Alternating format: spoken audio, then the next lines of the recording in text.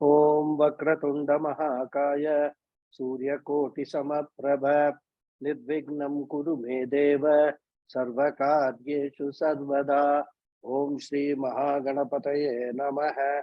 Om Shri Gurubhyo Namaha. Harihi Om Sadashiva Samarambham Shankaracharya Madhyamam Asmadacharya Paryantam Vande Guru Paramparam. अस्मद्गुरुभ्यो नमः।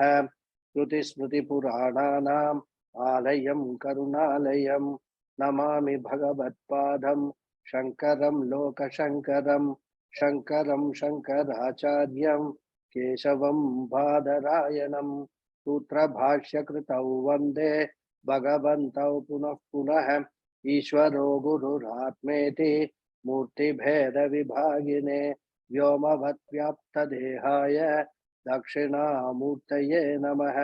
ओम श्री मेधा दक्षिणामूर्ति स्वामिने नमः। ओम सहना भवतु सहनौ भुनक्तु सह वीर्यं करवावहै तेजस्विनावधीतमस्तु मा विद्विषावहै। ओम शांति शांति शांति। हरि ओम श्री गुरुभ्यो नमः। हरि ओम। ओम पार्थाय प्रतिबोधितां भगवता नारायणेन स्वयं व्यासेन ग्रथितां पुराणमुनिना मध्ये महाभारतम् अद्वैतामृतवर्षिणीं भगवते अष्टादशाध्यायिनीं अम्ब त्वामनुसन्धदामि भगवद्गीते भवद्वेषिणीम् यं ब्रह्मा वरुणेन्द्र रुद्रमरुतः स्तुन्वन्ति दिव्यैस्तवैः वेदैः साङ्ख्यपदक्रमोपनिषदैः गायन्ति यं सामगाः ध्यानावस्थितदद्गतेन मनसा पश्यन्तु यं योगिनः यस्यान्तं न विदुः सुरासुरगणाः देवाय तस्मै नमः। So namaste once again everyone. We were seeing this shloka, 50th shloka. Buddhi yukto jahati hai ubhe sukrita dushkrite tasmat yogaya yujyasva yoga karma sukaushalam. So as I said, in this shloka, Bhagavan Krishna is giving the second definition of karma yoga. We have already seen the first definition, samatvam yoga uchyate, equanimity of the mind with reference to the results of karma done by us, all actions done by us. And this equanimity a karma yogi has in his response to the result of his karma. And here Krishna gives the second definition, yoga karmasu kaushalam. And in this shloka, a karma yogi is called buddhi yukta. And what happens to him? He says, sukrita dushkrite ubhe jahati iha. Iha, here itself, in this life itself, jahati, he gives up. What? Sukrita dushkrite ubhe, both punya and papa.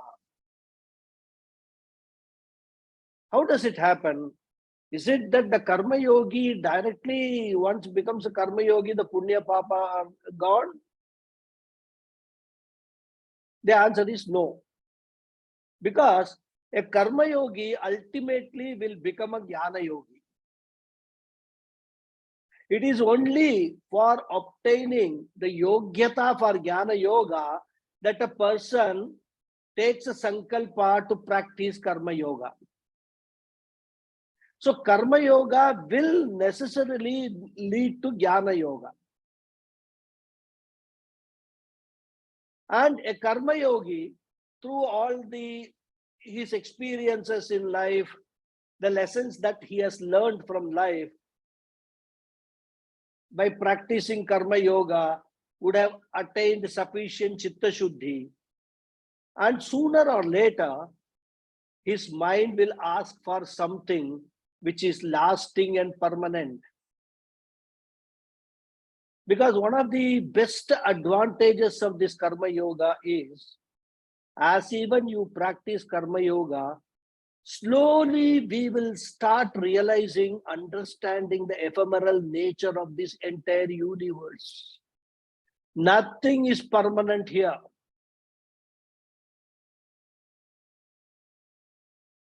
Everything is born and then gone.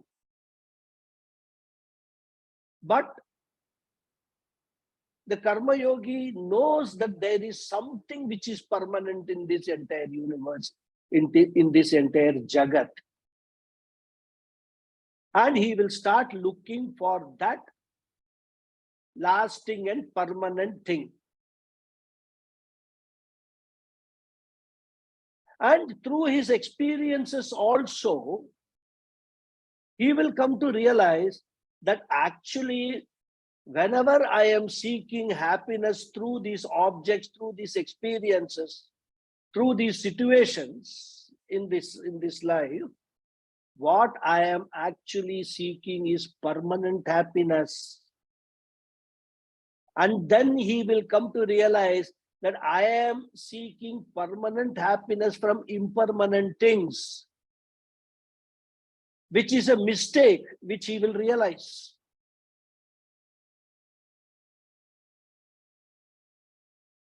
And of course, he will realize over a period of time. Because this feeling of misery, becoming miserable, getting rid of that is very, very difficult. Takes a long time. Because a karma yogi will see even very successful person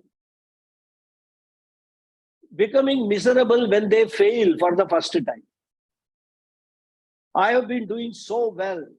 I've been so successful. How come this failure has come to me? That person, in fact, he will be more miserable than a person who is accustomed to failures.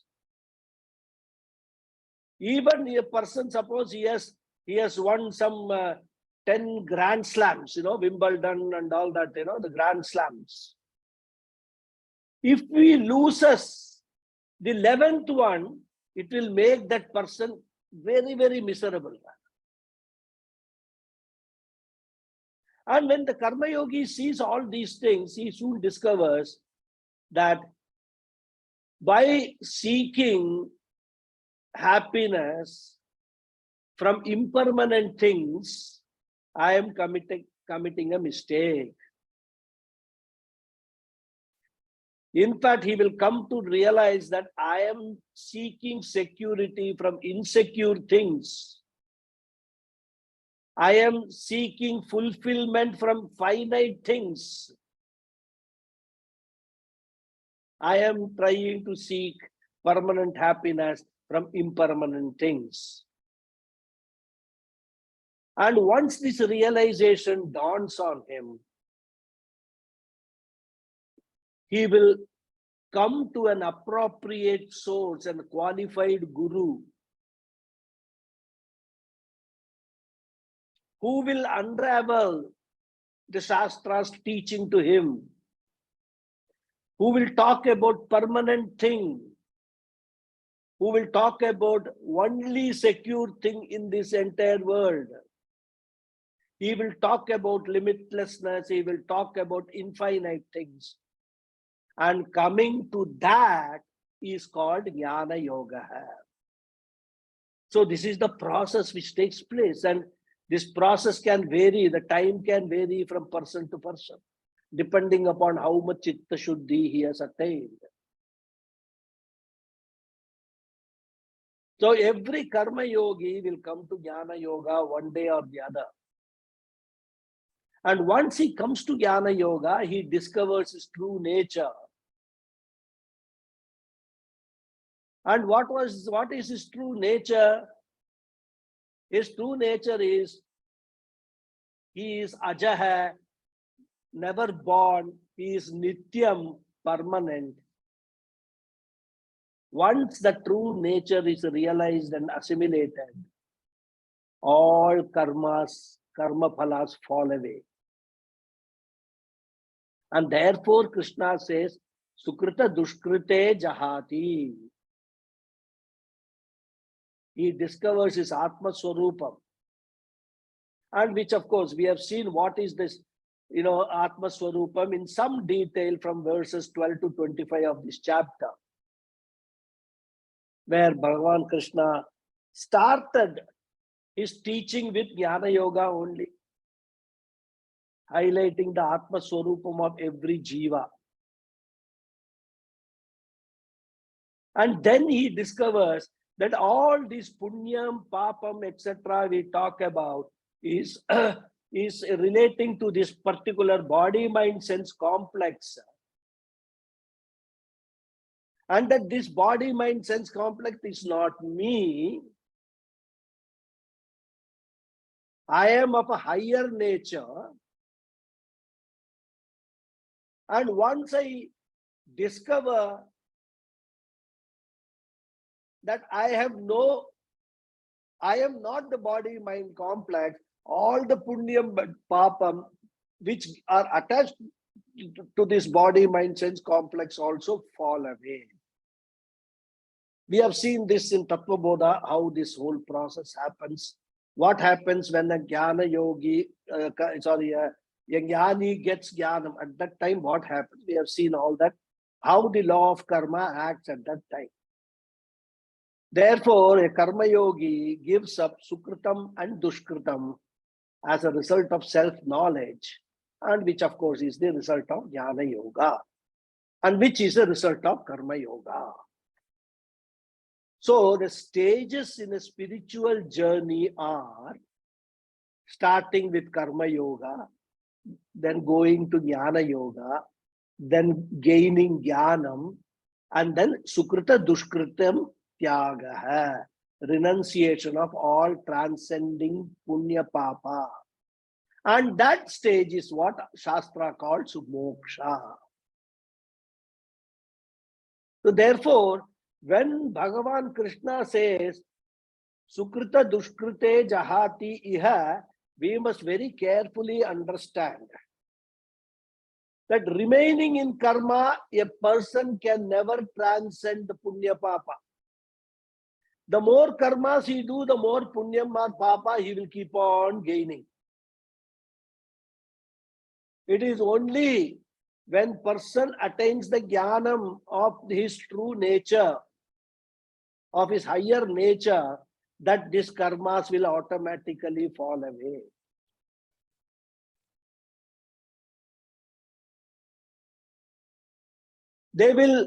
Karmas may still be there, but they will not give any results. They will just be there. Adi Shankara, in one of the bhashyams, he says, karmas become like roasted seeds for a jnani in the heat of his knowledge, self-knowledge. All his karmas are roasted and they become like roasted seeds which can never sprout.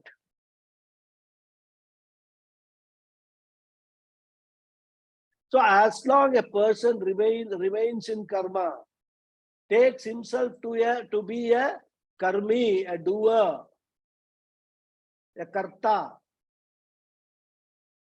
he can never transcend punya papa. It's like a person in a whirlpool.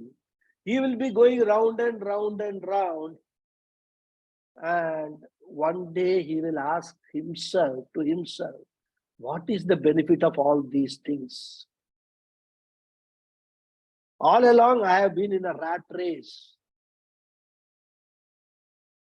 He will ask the question, am I a rat? Why be a rat at all? Why can't I be something different? Get out of this whirlpool, this samsara chakram. Let me find what is it that I need to do that. Of course, this kind of a thought or this kind of a sankalpam will come to very few people, not to everybody. But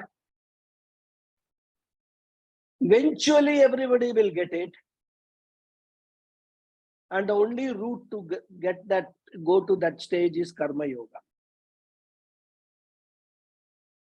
So therefore he says, Arjuna, tasmat yogaya yujyasva. Come to that jnanam. But to come to that jnanam, you have to do action. You have to do karma. You cannot say that I will leave everything now itself. Because a karma yoga, any karma done with the attitude of karma yoga is necessary.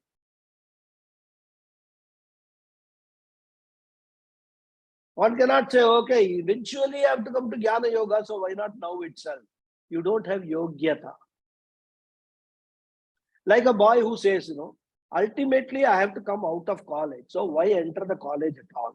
This is a sort of a skewed logic.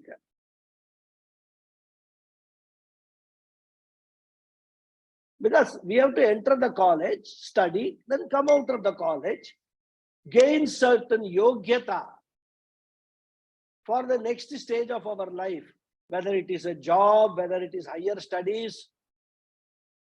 And it is throughout the life, it is like that. We enter karma, grow, come out of karma. Therefore, yogaya yujyasva. May you take to karma yoga. And yoga karmasu kaushalam. So, as I said, Bhagavan is now giving the second definition of karma yoga. Yoga karmasu kaushalam. Karmasu means with reference to actions. Thus, with reference to actions, yoga is kaushala.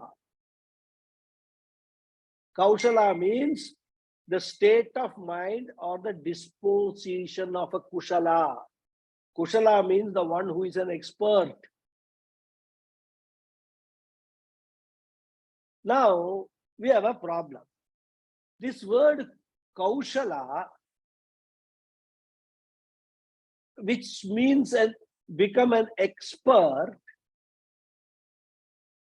all kinds of interpretations are given for this word. As I said, kaushala is an abstract noun of the word kushala. So kaushala means one who has got the qualities of an expert. It's expertise or skill. Now, what has happened, what difficulty we are facing now is that when you actually translate or understand the word kaushala as expert or skill, some of the modern Vedantins translate this. That skill in action is yoga. Means what? Whatever you do, if you are doing with a certain degree of efficiency, that is karma yoga. This is the interpretation people take. Even though a karma yogi has to be efficient always. Efficiency as such is always desirable rather. But that is not what karma yoga is about. Why such a translation or such a meaning is inappropriate, it will become clear as we proceed. For that, we must remember what I said, generally, in the Gita, the word karma is usually used with reference to Vaidika karma, even though it does not preclude us from actually taking all karmas for understanding Karma Yoga. Therefore, if karma is taken to mean any action performed, not just Vaidika karma, because Vaidika karma also needs to be performed with expert skill, and that people are trained to do that. There are priests who are trained to do the Vaidika karmas with lot of skill. But doing a Vaidika karma is not Karma Yoga. So if we take the word karma to mean any kind of action performed, which is the general meaning of the word, then we have to look at it from the standpoint of a person's entire life. Then it will not refer to any particular action, then it will refer to the action which will be the collective activities that you perform in your attempt to fulfill all your raga dveshas. Now, ultimately, the performance of any karma is instigated by our raga dveshas only, our likes and dislikes. That's why in deep sleep state, when there are no likes and dislikes, all raga, the entire antakaranam is all at rest, completely in laya. You don't perform any action.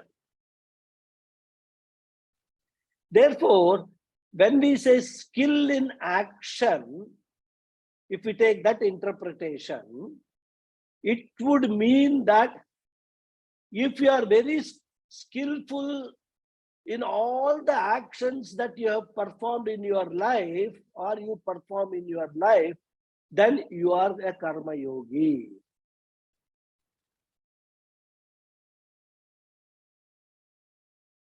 This translation then will not hold water.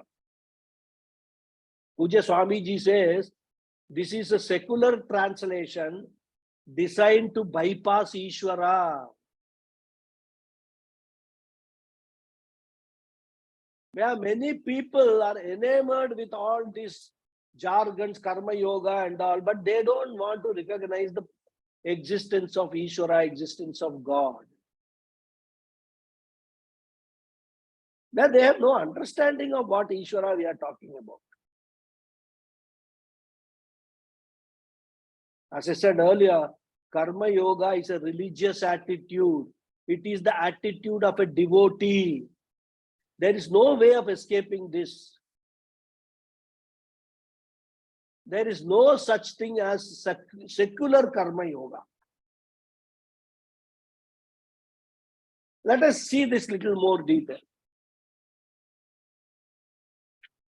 They say that when there is skill in action, when there is efficiency, then the person is a karma yogi. A yogi may be efficient in whatever he does. But how can anyone be efficient in every job that he does, every action that he does? For example, a person gets a job as a driver. He has just learned some driving, he becomes a driver. Or even just beginning to learn driving, let us put it maximum, let us stretch it. He has not yet acquired the necessary skill, but the action of driving he is performing as a part of his learning process. There will be inefficiency in his skill. Therefore, if he is a karma yogi, he can definitely be inefficient in a certain given area. Now let us look at the converse side. Merely because a person is efficient in a given area does not mean that he is a yogi. Again, Pujya Swamiji gives a wonderful example. He says a pickpocket, for example, is very efficient in picking pockets. Whereas if you and I try to do it, we will be first picked up by the police. Because picking pocket is not easy. It's a very highly skilled job. Not only you have to be skillful in getting some purse or wallet or something, any object, including a cell phone, out of someone else's pocket, but you should also be a master of deception in order not to get caught. That's how these pickpockets, they operate rather. Very skillful. So such a person may be skillful in action, but this is definitely not karma yoga. A yogi in action may be skillful, but that does not mean that skill in action is yoga. Therefore, we need to understand what this word kaushala means in this definition. And that is why, Bhagavad Gita as such, many people read, and if you try to understand Bhagavad Gita with some dictionary and all that, you are likely to get more disinformation than information. You are likely to go more steep into ignorance than gaining any knowledge. So what does this word kaushala mean? And to understand this, we will have to go back to the first definition, samatvam yoga uchyate. When yoga is defined as sameness. In fact, in this context, Pujya Swamiji in his commentary narrates an interesting story to bring out the meaning of the word kaushala. Says, suppose a man says, I have my likes and dislikes. For instance, I like my neighbor's money. He has a lot of it, and he has even converted it into gold, which he keeps in a safe in his house. I have definitely a raga for his money. And I also have got a dvesha for this person. I hate him because he is so blatant about his riches, so arrogant.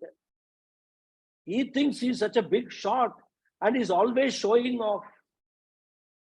Therefore, I hate him, but I love his money. And I want to fulfill my raga dvesha. Then he says, I have made a foolproof plan to break into his house and steal the gold. And I am very skillful. I am an expert in opening safes. So tonight, I am going to rob him to fulfill my raga dvesha. And then he goes on to say, I have studied Gita, especially the definition of karma yoga, and I want to be a karma yogi. I know that I have a choice over my actions, but not a choice over the results. Therefore, while I have chosen to break into his house, I do not know whether I will succeed in getting the gold. I may be successful in getting the gold, or I might even be caught, or he might have shifted the gold to some other place. My assumption is he has got the gold in a safe in his house. So all these possibilities are there. I may be successful in getting the gold. I may not be successful in getting the gold because he would have shifted the gold to somewhere else. And the third possibility is in the process, he wakes up and catches hold of me and hands me over to the police. All these possibilities are there for the action which I am going to do. But since I want to be a karma yogi, whatever I get out of this action of robbery, I will take it as Ishvara Prasada. If I get all the gold, fine, it is Prasada. If I am beaten up, I will take every stroke as Prasada. Therefore, with a karma yoga attitude, I will accept whatever results I get for my action. So my question to you, Guruji, is, will I be a karma yogi if I carry on with my plan? And Puja Swamiji says that it is perhaps for such a person, this person's sake only, or say people like him, that we have the definition yoga karmasu kaushalam. So the word kaushala here means discretion in one's karma, expertise in choosing one's karma carefully, expertise in exercising one's choice for doing an action. It is not an untethered choice without norms. It is a choice with discretion, meaning that one's choice should be in keeping with certain norms. This then is another very important aspect of Karma Yoga. Earlier, we talked about how we should receive the results, with what attitude we should receive the results of Karma Yoga. Now, what we are talking about is with what attitude we must actually be doing the karmas itself.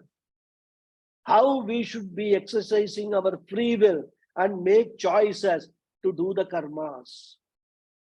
So these two aspects are very important in understanding Karma Yoga.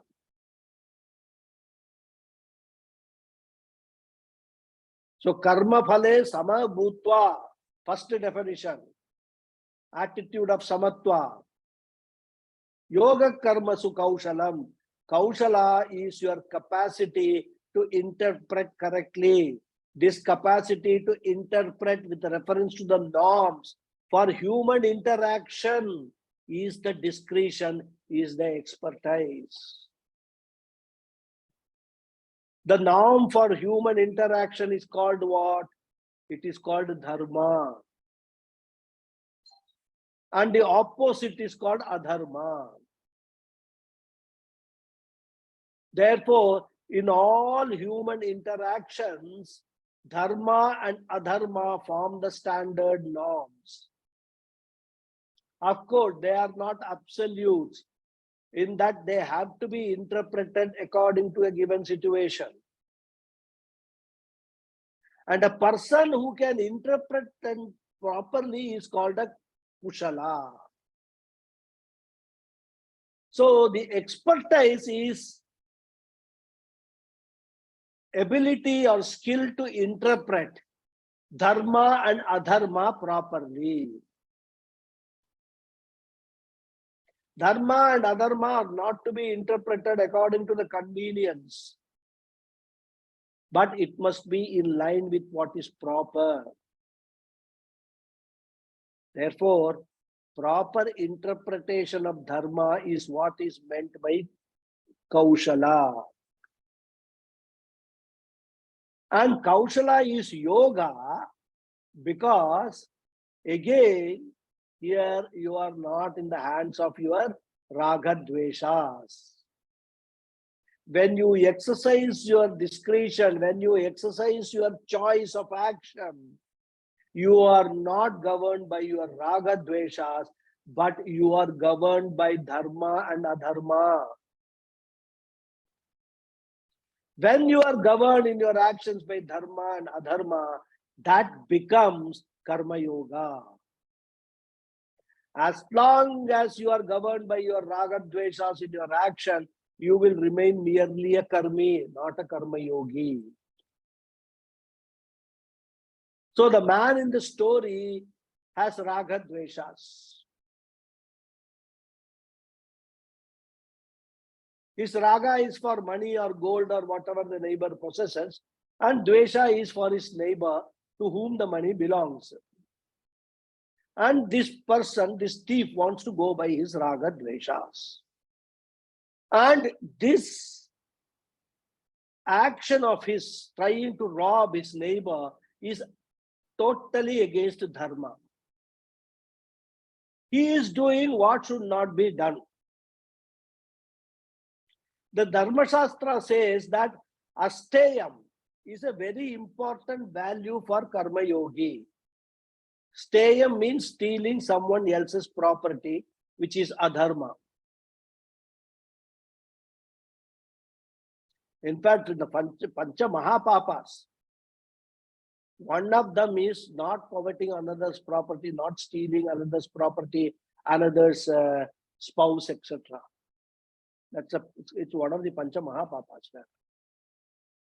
So asteyam means refrain from stealing. Therefore, this person is going against dharma, which means that he is doing adharma.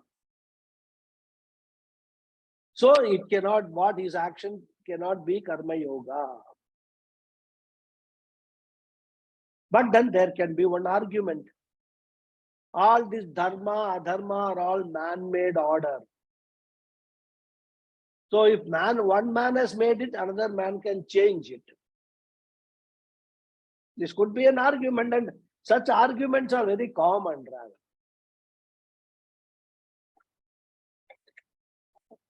Whenever we are sitting in satsang and all that, very natural question comes to people's mind. It's a good thing because of such people who raise such questions, other people also get the clarity of what the Shastra says. So let us examine this contention that dharma, adharma are man-made order. And again, this Puja Swamiji deals with in a masterly fashion in his commentary, which is what I'm sharing with you.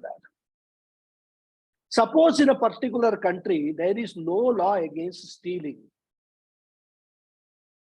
Does that mean that if someone takes away what belongs to another, it would not be called stealing? It would still be called stealing, but it may not be punishable. And this is different from a man-made convention. For example, the traffic shall proceed on the right in countries like US and Gulf, etc. Whereas in India, the traffic shall proceed on the left. So while driving in those countries, all of us naturally proceed on the right because to do otherwise is a definite risk to life and limb. And also it is illegal. Even if you say you are ready to take the risk, the police will not let you do because you are not the only one involved. Other people will also be in danger. It is a convention which has to be converted into a law which is man-made. And that can be changed also. One fine day, they say, no, from tomorrow, all traffic will run in the left. That is a man-made law. Man can change it rather. But is the law against stealing man-made? Law against stealing is not man-made for the simple reason that it's a universal law. The very concept of stealing comes up because we have possessions. If nobody had anything as his or her own, there won't be any question of stealing. Everything is freely available, like what they talk about in the Swarga Loka or Indra Loka. Nobody possesses anything. Everything is freely available for everything. There is no question of any stealing.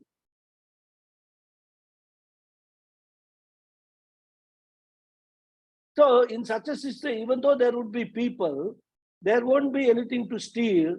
So one cannot steal from another. But if everyone has got something of his or her own, there is going to be, or there is a potential for stealing.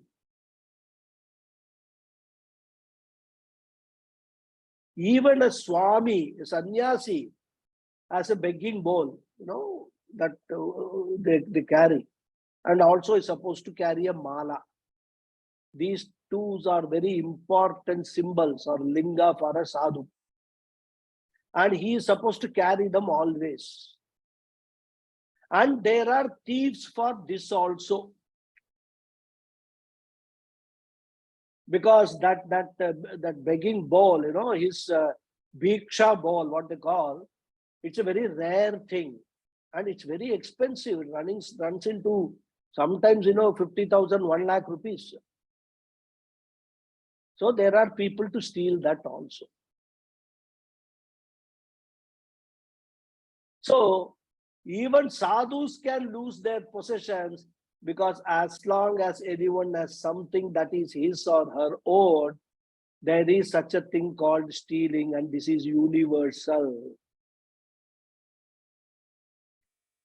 So like adharma, stealing is universal, dharma is also universal and not man-made.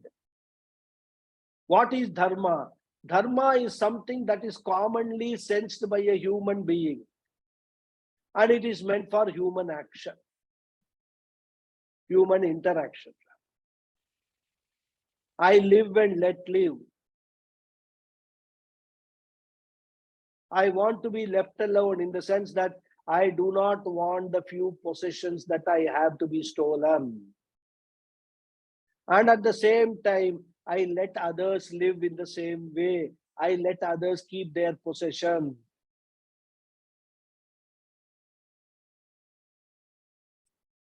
It is said, don't do unto others what you don't want others do unto you. This is dharma.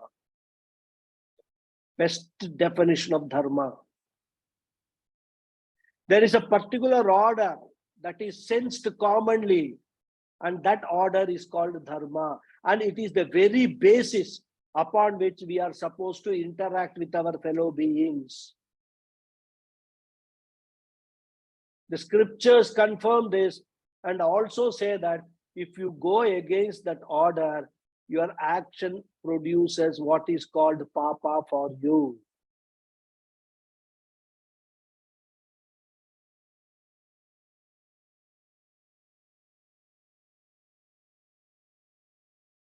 In fact, if you look at it, what the scriptures say,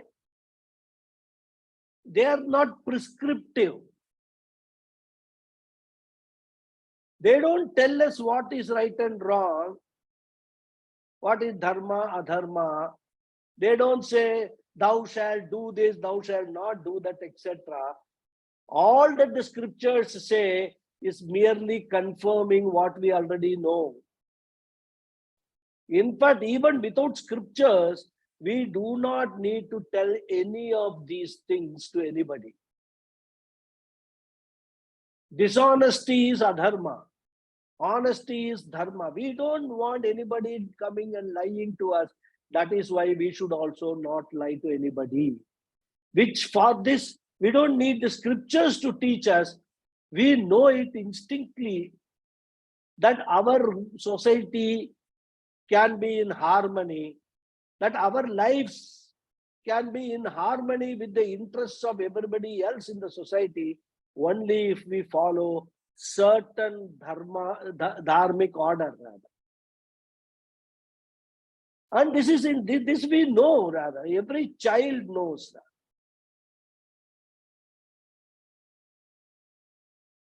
So scriptures the world over merely confirm the existence of a common sense dharma.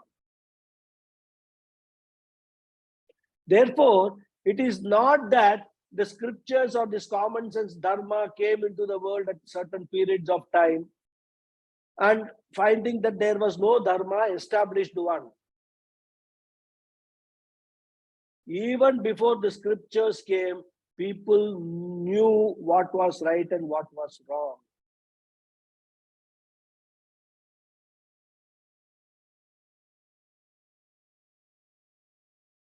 And this does not require any education or any teaching. I know that I should not steal, I should not get hurt. I also know that others do not want to be stolen from or to be hurt. And this is the common norm. What is equally common to you and me is the norm on the basis of which we can choose our actions. Therefore, we have got a common norm, dharma, and the person who is able to interpret his or her to be done actions in terms of a dharma has kaushala.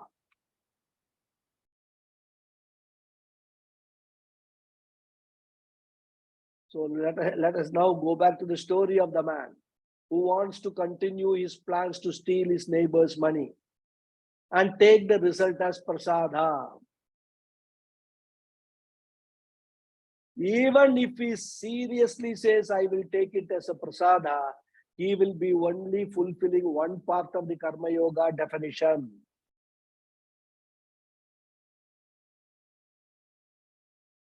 He will be only fulfilling the karma yoga definition to the extent of karma phala, samatvam. But the other part, kushala part, will remain unfulfilled because there is no kushala, no kaushala. He is going against the very dharma. Because even though we are living in a world where we see the dharma disappearing, people still more or less do follow some norms. If everyone were to do exactly what they wanted, what will happen? The strong will be hitting the weak, robbing them, and so on. All of which will be going against the dharma. There would be no order, only confusion. And people will find it difficult to live his or her life. Because there is still some order in the world today, because there are some dharmic norms, we are able to live peacefully. Of course, no doubt there is adharma too, because choice is there, free will is there.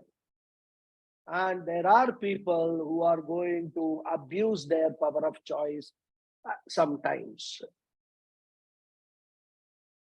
Therefore, this person who wants to rob his neighbor has to be told along with Arjuna, along with all of us, that he must conform to dharma. Even though his likes and dislikes prompt him to do otherwise. He should not be led by his raga dveshas, but he should be led in his actions, choice of his actions, by dharma adharma. But then what happens to raga dveshas? You just imagine for a karma yogi. The raga dveshas get curtailed at the level of action. Because raga dveshas cannot come into play. They are replaced by dharma, adharma, and all actions should be in alignment with dharma. And if that happens, and if there are still lingering likes and dislikes, which are not in conformity with dharma, they die a natural death, because there is no one to feed those raga dveshas. They simply rise as fancies, die as fancies. I, as a karma yogi, go by only what is right and wrong, and not by what I like and I dislike. The more you practice this, all these raga dveshas will slowly subside and die. Therefore, to summarize, we have a two-part definition of karma yoga: samatvam yoga uchyate and yoga karmasu kaushalam. With reference to the results of your action, there is sameness, samatva in your response. And gaining this attitude of samatva depends upon the recognition of Ishvara as karma phaladhata, the giver of the fruits of all our actions. And we must remember, whatever result we gain, the law of karma does not cheat us in any way. The cosmic order does not cheat anyone in any way. It is the same order applicable to everybody, everything. Therefore, as a karma yogi, you have the same attitude towards both desirable and undesirable results of your action. Karma phale samatva buddhihi. Then, with reference to the action itself, because there is a choice involved, as a karma yogi, you exercise your choice based on certain norms. These norms are indicated by the rules of dharma and adharma. They are universal and common to all. They are called samanya dharma. So even when we talk of dharma, we talk of two types of dharma, samanya dharma and vishesha dharma. Samanya dharma is the one which is universal, applicable to all, and everybody has to practice it. It is samanya dharma which actually sustains the harmony in this entire society, in the entire world. But this samanya dharma also must be interpreted to accommodate given situation, so that it is appropriate to that situation. This interpreted dharma is referred to as vishesha dharma. Even our ordinary laws, they have got similar provision, where there are exceptions to every law. No one has ever made any law, including Bhagawad, without there being an exception.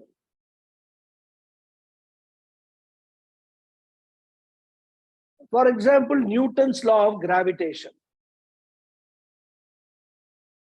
Mostly it will apply, but only in certain areas. If you are in a spaceship, this law of gravitation does not apply.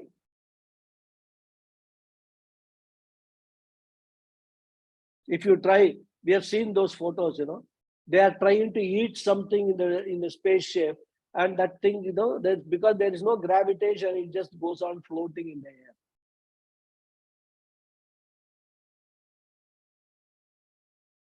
Even though what is Bhagavan's law is what we call Newton's law, it still does not operate in the same way at all places at all times.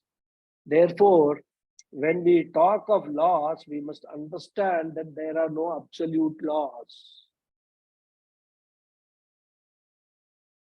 But that there are no absolute laws does not mean that there is no universality. Dharma is universal because I feel the same way as others feel. But what is universal also has to be interpreted according to the situation. As I said, even though we expect people to speak the truth to us, we must know that people also expect the same from us. But there could be times that one may have to tell a lie in order to save someone's life. And this is Vishesha Dharma or interpreted Dharma. Like I used, give the example of a doctor, a surgeon, using a scalpel to cut somebody. But the purpose there is to save the person's life. So that will come under Vishesha Dharma. And in very simple words, Vishesha Dharma or interpreted Dharma we can understand is that when someone other than yourself is the beneficiary of that action. Therefore, taking the example of speaking the truth or speaking a lie to save somebody's life,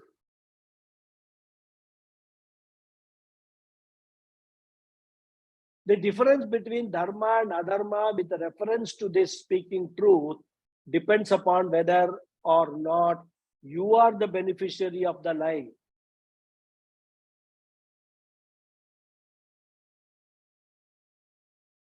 I think in Vishnu Sahasranamam class, if I remember, we talked about dharma rahasyams, which allow adharmic behavior under exceptional circumstances.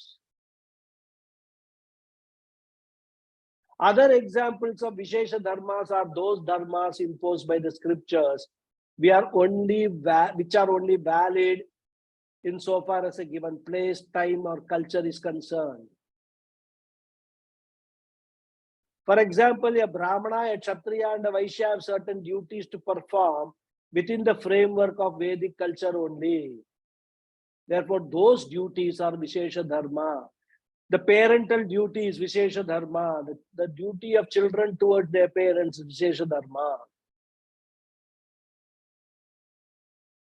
Therefore, when we talk of Kaushalam in our action, exercising our choice in action, we must keep in mind both Samanya Dharma and Vishesha Dharma, and they should be the governing factors when exercising our choice with reference to a given action.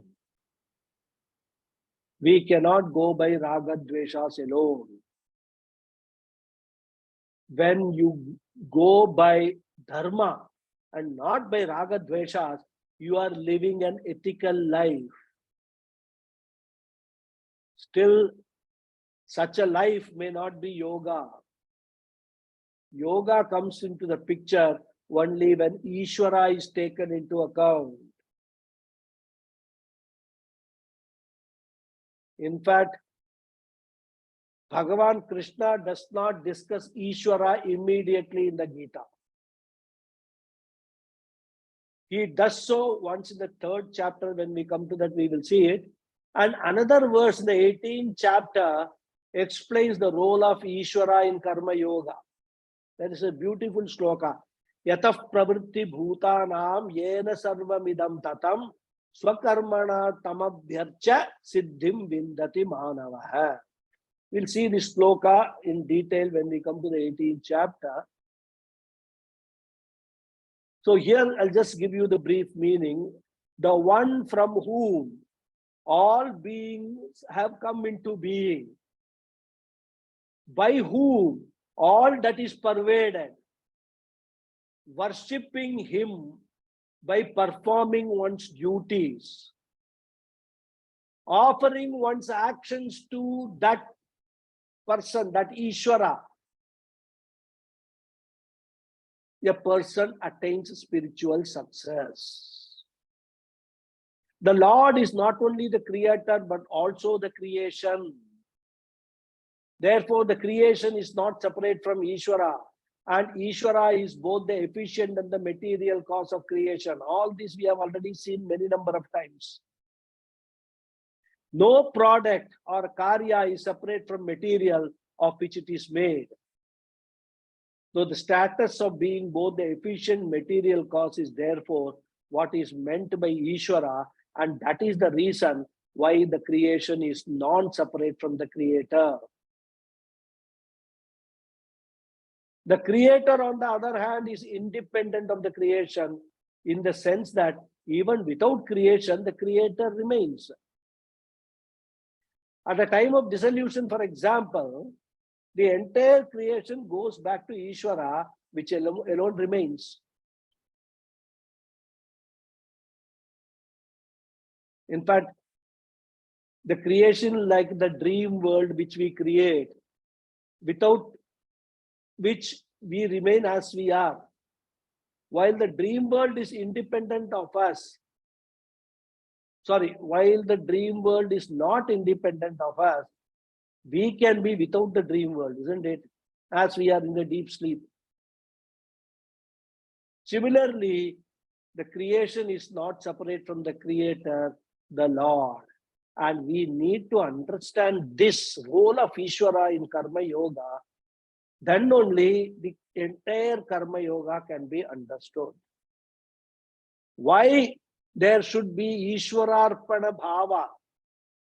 Ishwararpana Bhava and Prasada Buddhi Bhava are two main pillars on which Karma Yoga stands.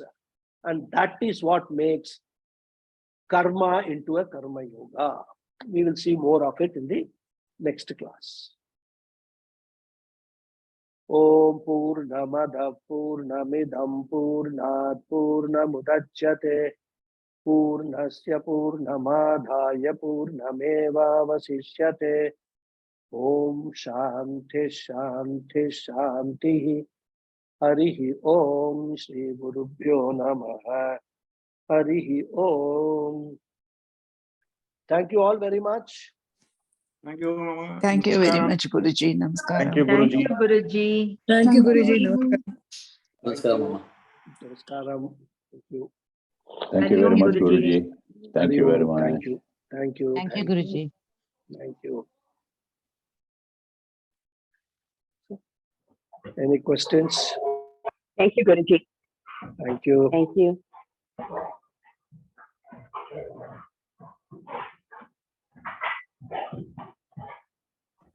No hands are going up. Pranam, Guruji. Pranam, yeah. Just a simple question, Guruji. We have been using the word free will. What is the word for that in Sanskrit? Is that karma? Is that kaushalam? What we were using now? What's the word? Free will is purushartha. The word we use is purushartha, which is the action that we do using our free will. Purushartha. Because purushartha is also the goal. Yeah. Artha, kama, artha purushartha, kama purushartha is the goal. And what we employ to attain those purusharthas is also called purushartha, which is nothing but an expression of our free will. So the goals that we attain in our life, whether it is security goal or any desires that we attain, is by use of our free will only. By use of our free will only we can attain those goals. So Yes. that is why the free will is also called Purushartha, and through Purushartha what is attained is also called Purushartha. So the word Purushartha has got both the meanings. And here the Purushartha refers to free will.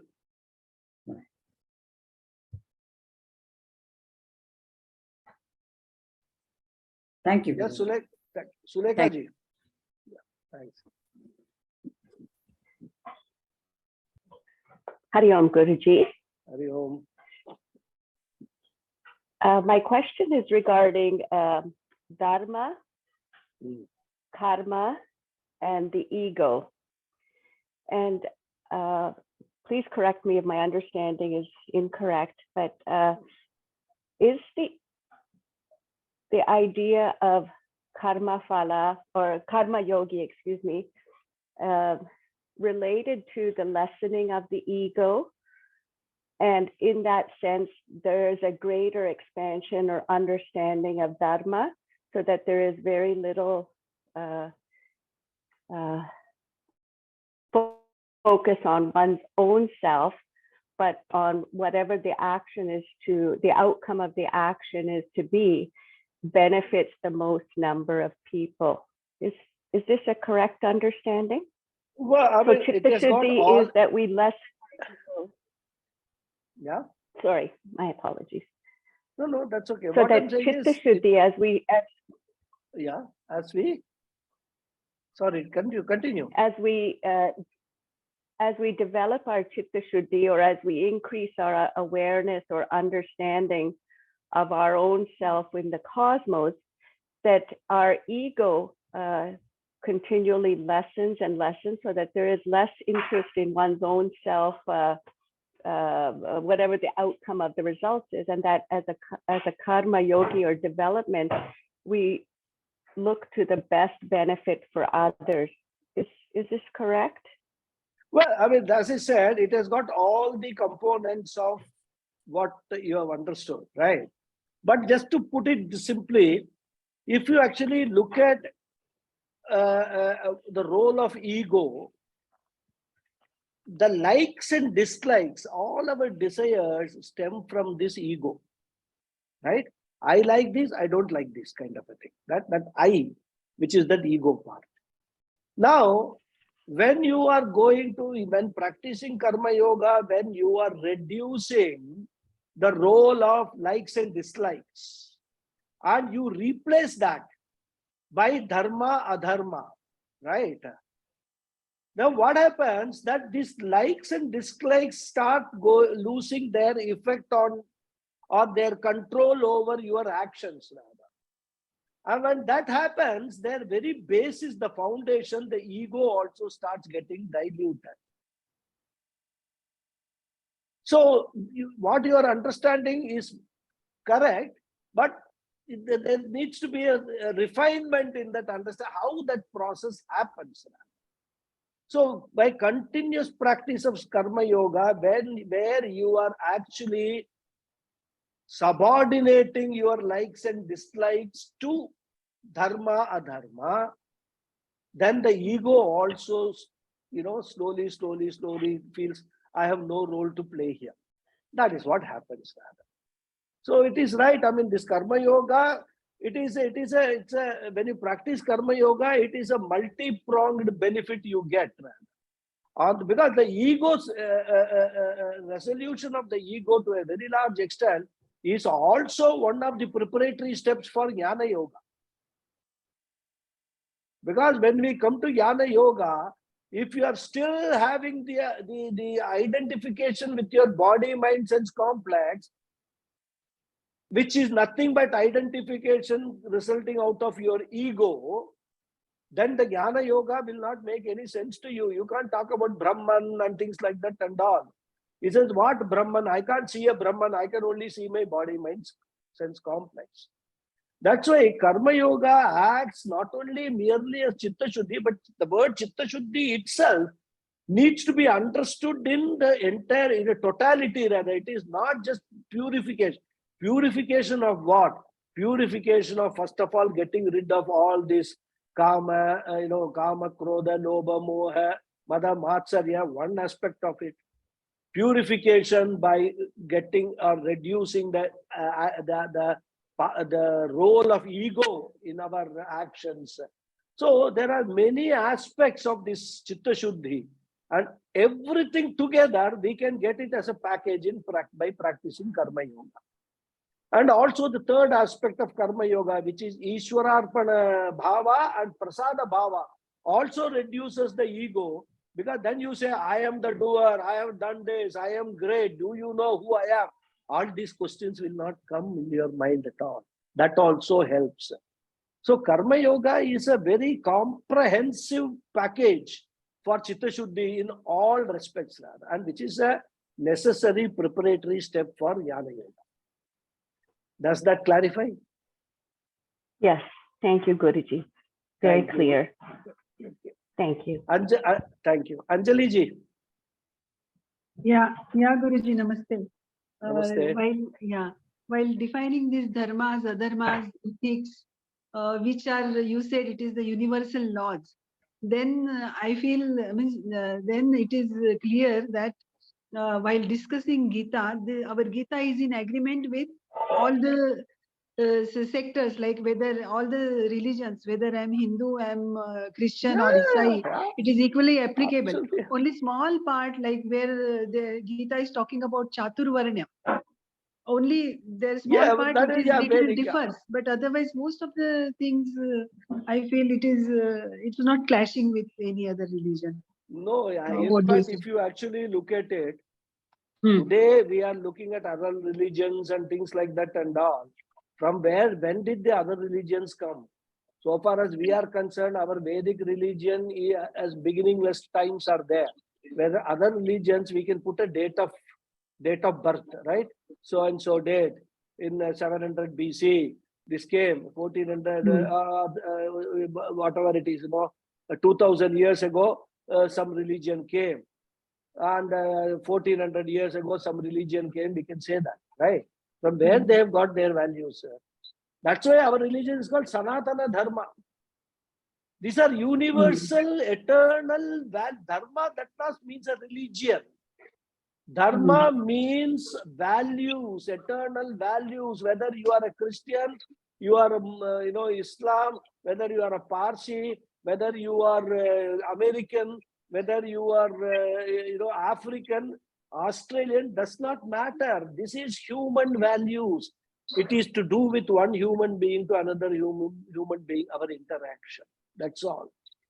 So those are the universal values. And whichever religion practices or preaches a value which is opposite to this or which is adharmic, you can take it for granted that religion will not survive.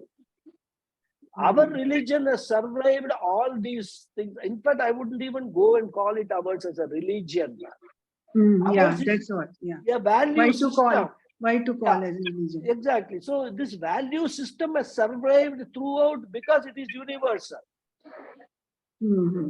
If our system has actually advocated you can kill anybody, that value would not have sustained at all, because killing another, non-violence is the basic of one of the basic tenets of our value systems, right? So all these things you have to understand. So it is a universal applicable, this dharma, adharma applicable to everybody. In fact, what has happened is many countries in their constitution, in their laws, they have actually brought in this dharma and adharma and all that. They have been converted into laws, man-made laws. But those man-made laws are based on what? Based on this eternal universal values only. So that is what we have to understand. Everything, So even when you say you must not kill somebody, that is based upon ahimsa. Even today, all these activists, that animals should not be harmed, environment should be protected. All these are universal values, and they are meant for our own life sustenance in this earth, isn't it? Yeah. But unnecessarily it is going as Hindu like only. No, that is that. We must very clearly understand that there are certain agenda being driven by certain people. It's a political agenda. Our religion only is a non-political religion. Every other religion that we find is a political religion. Religion is used as an instrument for political power. So in order to do that, they are extending that same practice to our religion also. Which not only now, it has been tried for thousands of years, everybody has failed. But what happens is, they say, fools seldom learn from the lessons of history. So the fools continue to do the same thing. They will never succeed. That's the point. And we have got dharma samsthapanarthaya sambhavami yuge yuge. When adharma becomes too much, we have got a solution also. Bhagavan himself will appear on take avatara, and he will take care of all the adharmis. So that is our eternal hope of our eternal religion. So we don't need to unnecessarily fret over it. And Vivekananda has said that we have to bring one universal religion. It is his sentence. So we have to bring. Gita should be. There is already a universal religion. No, Gita is the universal like religion. Hindu, Muslim, like that. Like that. We don't have to classify. We have to we have to come under all human beings are to be come under one religion, like that. So see, you don't need to call it a religion. As I call it, a set of human values. The dharmic values will help to sustain this creation. Helps all of us to live in peace and harmony, with mental peace. That is what it is. That is the religion. So that is why now many Western countries have realized they are teaching Bhagavad Gita to students in school. It is becoming more and more popular. Yes. They have realized that So a Yeah. time will come when everybody will realize Yeah. that Bhagavad Gita is it is nothing to do with Hinduism or any religion or anything. Yeah, yeah. Bhagavad It has Gita nothing to is do. for Mm. human how to conduct human behavior. What should you do in every action that you do, in every thought that comes to your mind, how you should behave. So what attitude you should have. Yes. So there is no, it is unfortunate that people are looking at Bhagavad Gita as a Hindu religious kind of a thing. But that's again purely political kind of a thing rather. So nothing to do with merits of the case. Mm. Yeah. Yeah, who is that other person who's got hands, but I can't see the Premaji. Premaji, you are sitting in dark or what? There is no light. Yeah, it looks like that, but Yeah. I'm in a new place. So, Oh, okay, okay. I You don't- are in Boston. no, I'm in Texas now. Oh, you're in Texas now. Okay, okay. Right, right, right. That's why. Okay, okay, right. So, Tell me, what's your question? my question is the Chaturvarnyam that this lady spoke about, the other student, if it is understood as Guna Vibhaga rather than Jati Vibhaga, Yeah, immediately it brings a different kind of unity yes, yes. and it It is a becomes Guna universal. Vibhaga only. Guna Yeah. and Karma Vibhaga. Yes. And so when we say that we are practicing the Karma Yoga consciously, that means we are going towards a maturity in our thinking, which is called Chitta Shuddhi, which also clears the path for jnana, Yeah, right? yeah. So, I was just thinking that as we do Ishwararpana and the Prasada Buddhi practices, and the ego becomes a little bit more tame, what happens is what seemed very big as a want or a desire also begins to look uh, a little small, and you feel that you can live without that it is your own delusion which had made it so big. Yeah. And so to come back to reality, that something else, the delusion is being, as we are young, we promote it a great deal because we don't have that kind of, it's more a me need. Mm. Whereas as we mature, even people who have been in that same mode get a different vision. How does it happen with age that this vision changes? And Experience of the world. I thought I touched upon that. The more you experience the world, the more you interact with the world, the more you reflect upon what is happening. Automatically, this understanding starts coming that, and it is a natural process rather. I mean, as we grow older also, our desires as such, likes and dislikes as such, come down substantially. Have we not realized that? Have we not experienced it rather? Hmm. So that is something to do with our experience with the world. And if you are little more alert, little more, I would say, introspective, then you will realize that all I am doing is for happiness. Hmm. I want to be happy always. But what what is happening is I am depending upon impermanent things for getting a permanent happiness. And that realization, when it comes, whether it can come explicitly or implicitly, then you start slowly weaning yourself away from these impermanent things. In fact, we reach a stage even in terms of our likes and dislikes. We reach a stage where we want food. We are not particular about what kind of a food, whether it is this sambar or it is this chapati or paratha. We become indifferent, isn't it? Mhm. All we want is some sattvic food to eat so that we can sustain ourselves. We are not exotic things. We don't. Whereas 15, 20 years ago, we would have gone to restaurants to actually taste those or eat those exotic things. Today, we may not feel doing that. Of course, there are people who feel. We are not talking about them. We are talking about people who are evolving, in the spiritual path. So this automatically keeps happening rather. That's why, contemplation, meditation all become very important. Meditation is not just recalling the name of the Lord. Meditation is nothing but contemplation. Use the time to yourself to actually look at yourself, look at the world around you, and then see what is going on.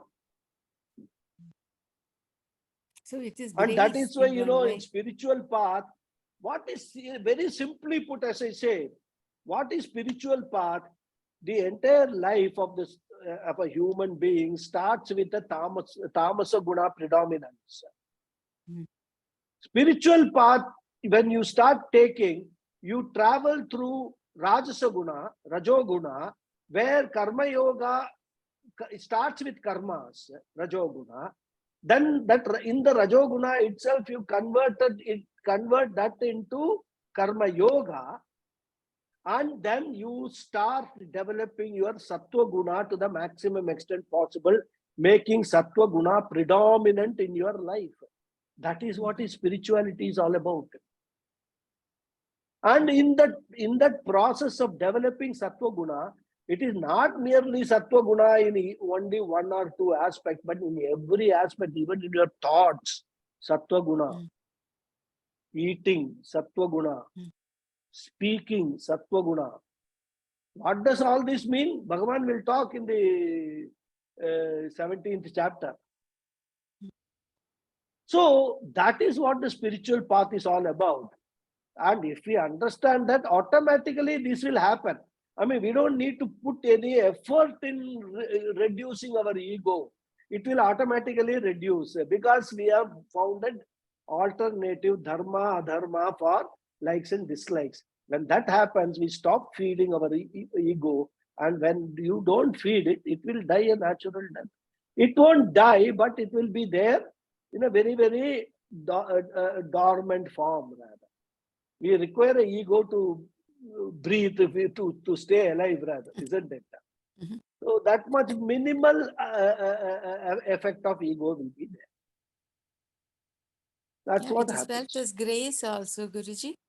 It's also Everything grace to allow happens that. by grace only. Everything happens by grace only. Mm. There is nothing will happen without grace. All that we can do finally have to be blessed by Ishvara. When we say blessed by Ishvara, there has got to be a certain baggage of karma phalas that should actually come into play. Mm. And that is what is Ishvara's grace. Right? Now, what could happen probably is, when we are talking about karma phala, excuse me, is that when the order of the cosmic order realizes that this person is in a very serious spiritual journey, then he wants to reach the end as a jiva. He wants to become a Paramatma, or he wants to merge with the cosmic order. The possibility is that, I mean, this is just a sort of what I say, a wishful thinking on my part. The cosmic order makes it happen quickly. Mm. It will actually subordinate your all other karma phalas and pick up those karma phalas which will help you to proceed faster in this journey. Mm. And that is what is Ishvara being showering his grace on us. When Ishvara finds that we are really serious about what we want to achieve, I want only moksha, nothing else, and this is what Ishvara's desire also, that all jivas should get moksha. Then probably the karma phalas are adjusted in such a way that you are given the right family to practice it, right circumstances. You come across a guru. In fact, Swami Paramathananda again and again says, Ishwara's grace is always starts in the form of your getting a right guru. Without Ishwara's grace, you cannot get a guru at all, whatever you may do. So the whole process of Ishwara's grace, we start experiencing in every stage. And in fact, personally speaking, I can tell you one thing. I mean, this is not, I don't want to, claim that is happens. I have found that even in Laukika karmas, what I want to do in terms of, certain actions or, things, they happen very smoothly rather, without giving me any tension, without giving me any difficulty. Just happens, that's all. I think okay, tomorrow I should do that. I do that and it happens and everything's finished. I don't, there is no strain or stress that happens to me. Now I consider that also as Ishwara's grace only. So he's saying, okay, this fellow is in a serious path. So let me avoid giving him unnecessary tension in life. Let me get rid of all his small things that he has to do for his family, for his, whatever it is. Let me take care of that. Ishwara's grace. So in Ishwara's grace, you can see Ishwara's grace in everything around us. If we keep our eyes and ears open, rather, everything is Ishwara's grace. I am talking to you now is Ishwara's grace, isn't it? So that is how, there's nothing without Ishwara's grace. That's why Karma Yoga, Ishwara is a very important component. Anybody talks of Karma Yoga without Ishwara is only talking modern secular Karma Yoga, not our Karma Yoga, Bhagawad Gita Karma Yoga. Okay, good. So any more questions, any more comments? Nothing is there. So shall we close today and see you? See, okay, I forgot, sorry. Next Saturday, we may not be able to have the class because I am traveling to Coimbatore and I will be in the flight at this time. So I forgot to announce that in the class, but I will send a message to everybody in the group. So our next class will be on the following Saturday, not the next Saturday, right? So otherwise, I had one alternative, again subject to people agree. We can advance the class by a day and we can have this class on Friday, in which case I will be able to take the class. We need not miss it rather. So again, what I will do is I will make this suggestion on the as a message.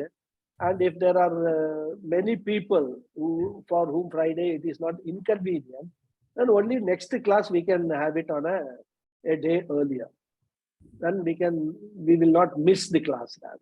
What Is about that okay? what about the Sunday class, Guruji? What about the Sunday? Sunday class will be there. Sunday I'll be in Coimbatore, so I'll take the Sunday class. That's not a problem. Only see, when I book the ticket, this is the only thing available for me. So I just booked the ticket and thought that, okay, one class will miss, but I still don't have a mind to miss a class. So I thought that why can't we have just for a day, one class, we can have it on a Friday evening, same time, if we can have it, unless it is inconvenient for most of the people. Then of course, then I will give it a go by. But if most people, those one or two people for whom it is inconvenient, they can always watch the video rather. So that's not a big deal rather. So let me see, let me send a message out tonight or tomorrow, and let me find out what the preference is. So normally I don't like missing the class, I mean, because this is again a part of our commitment rather. But sometimes I am in, can't. Guruji. You Friday are is in, okay yeah. for me. Good. So Sulekha ji, what about you? Friday you have work? No, should be fine for me, Guruji. I'm traveling, but it will depend on the Wi-Fi situation. Yeah, but yeah, should be okay. fine. I can Anyhow, make. we will do a poll, we will Yeah. do an opinion poll on the group, and then we will decide on that. Okay. Thank you, Guruji. Right then, thank you, Hari Om. Thank you, All of Guruji. you. Thank you and Hari Om. Hariom. Hari Om. Thank Hariom you. Guruji. Hari Om.